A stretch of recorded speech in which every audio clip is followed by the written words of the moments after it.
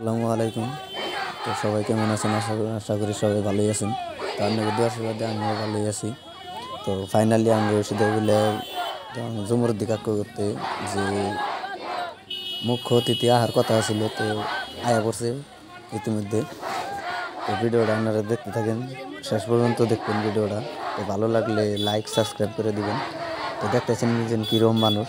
তো আমরা তো আশা করি ফাইনালি জিতাই যাবো গা তো রহমান কাকু। তো ভিডিওটা দেখতে থাকেন। তৃণমূল কংগ্ৰেছক দি জিকাই আনিব পাৰিলে আমি কাম কৰিব পাৰিম। যদি কিবাকে বিজেপিৰ কেণ্ডিডেটটো জিকি যায়, আমাৰ এই গাঁওখন অতিকৈ পিছ পৰি থাকিব। এই গাঁৱত কোনো ধৰণৰ কাম নহয় বিজেপি জিকিলে। আৰু এটা কথা হয়তো হাদিছত নাই, অখিল গগৈ ডাঙৰীয়া এটা কথা কৈছে, মুছলিম মানুহৰ বিজেপিত ভোট দিয়া মানে মুছলিমৰ পৰা বৰখাস্ত হোৱা।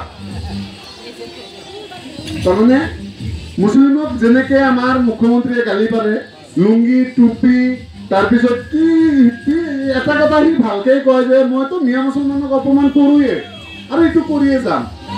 যেতিয়া আমাক কয় যে আমি মুছলিম মানুহখিনি মাদ্ৰাছা ভাঙিছোঁ শিক্ষাৰ ক্ষেত্ৰত আগবঢ়াৰ কাৰণে, যেতিয়া আমাৰ মুছলিম ল'ৰাই অসমৰ ভিতৰত নাম কৰি পাছ কৰে, তেতিয়া তেওঁ এখন মিটিং দিয়ে। মিটিং দি কিনে কয় সিহঁতে আমাৰ ওপৰত শৈক্ষিক জিহাদ চলাইছে, শিক্ষা ক্ষেত্ৰতো আমাৰ পৰা কাঢ়ি লৈ যায় আছে।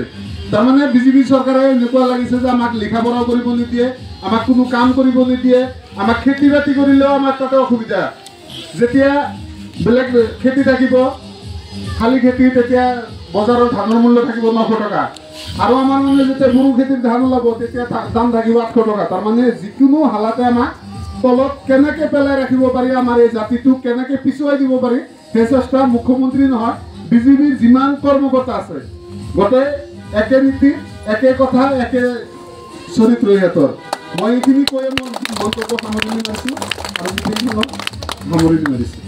কলিতা আছে আমাৰ কি কয় এইটো কংগ্ৰেছৰ, আৰু হেৰি আছে কি কয় কণমণি ৰাভা, তেওঁ হৈছে বিজেপি। বিজেপিকতো আমি কোনেও ভোট নিদিওঁ, হয়নে নহয়? বিজেপিক আমি ইয়াৰ পৰা দৌৰাব লাগে। আমাৰ ছয়গাঁও বকৰ সমষ্টিৰ পৰা আমি ইয়াত বিজেপি প্ৰতিষ্ঠা হ'বলৈ নিদিওঁ, কাৰণ বিজেপিয়ে শোষণমূলক নীতি, তেওঁলোকৰ যিবিলাক আদৰ্শ নীতি আগতে গুণ গাই পেলাই অসমত চৰকাৰ প্ৰতিষ্ঠা কৰিছিল, হয়নে নহয়? দলটো প্ৰতিষ্ঠা কৰিছিল, কিন্তু তেওঁলোকৰ সেই আদৰ্শ লক্ষ্য নীতি এতিয়া তেওঁলোকে পাহৰি গৈছে। তেওঁলোকে এতিয়া শোষণমূলক নীতিৰে তেওঁলোকে চৰকাৰখন চলাই আছে, আমাৰ ওপৰত অত্যাচাৰ চলাই আছে। কেনেকুৱা? ধৰক আপোনালোকক অৰুণোদয় দিছে, ধৰক আপোনালোকক ফ্ৰী চাউল দিছে, কিন্তু আমাৰ বজাৰত গ'লে আমি 500 টকা লৈ গ'লে এখন বজাৰৰ মোনা ফিলাপ হৈ নাহে।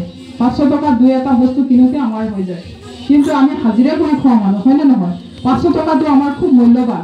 এই 500 টকাটো কমচে কম আমাৰ এসপ্তাহৰ বজাৰ হ'ব লাগিছিল আমাৰ দুখীয়া মানুহৰ কাৰণে, কিন্তু সেইবিলাক হৈছে জানো? কিন্তু আমি আজি উপৰ্যুপৰি কাম কৰি তৰণি নাপাওঁ। আমাক মানে কেনেকুৱা হৈছে দি পেলাই কি বুলি কয় এইটো বেলচাই দি চামুচেৰে দিছে, দি পেলাই বেলচাই দি লৈ গৈ আছে। ঠিক তেনেকুৱা ধৰণৰ চৰকাৰৰ এতিয়া কাৰ্যকৰী ব্যৱস্থাবিলাক আমি গতিকে সেই চৰকাৰখনৰ ওপৰত ক্ষতিত হৈছোঁ, আমি বেয়া পাইছোঁ। সেইকাৰণে আমি এতিয়া নতুন দলক আদৰি ল'ব লাগে, বা আমি এজন উপযুক্ত ব্যক্তিক আমি আদৰি ল'ব লাগে। গতিকে সেইটোৱে কথা। বাৰু যিয়ে নহওক, সকলোকে মই আপোনালোকৰ বহুমূলীয়া ভৰ্তি, মূল্যৱানৰ এই ভৰ্তি আমাৰ সমাজ ব্যৱস্থাটো গঢ়াত সহায় কৰিব। আপোনালোকৰ বহুমূলীয়া ভৰ্তি আশা কৰি আপোনালোকক শ্ৰদ্ধা আৰু কৃতজ্ঞতা জনাই মই বক্তব্য সামৰি মাৰিছোঁ। ধন্যবাদ।